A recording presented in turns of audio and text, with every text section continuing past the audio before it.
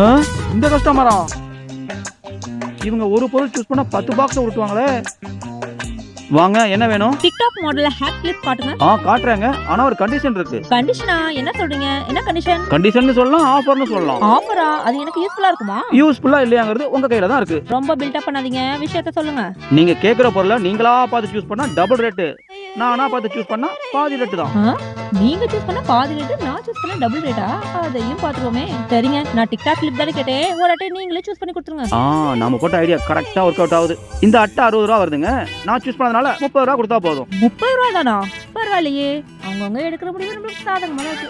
Butterfly ஸ்டைல்ல hair clip காட்டுங்க. Small சைஸா, மீடியம் சைஸா, பிக் சைஸா? நானே சூஸ் பண்ணி தரவா? இல்ல பக்கெட்டோட கொடுங்க, நானே சூஸ் பண்ணிக்கிறேன். ஆஃபர் ஞாபகம் வச்சிருக்கீங்கல்ல? அதெல்லாம் நல்ல ஞாபகம் இருக்கு, நீங்க கொடுங்க. இன்னைக்கு நமக்கு டபுள் ரேட் கிடைக்க போகுது.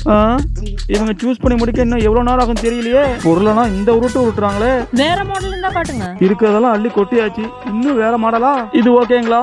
இன்னும் காட்டுங்க. டிக்டாக் கடை ஃபுல்லா காட்ட சொல்லுவாங்க போல.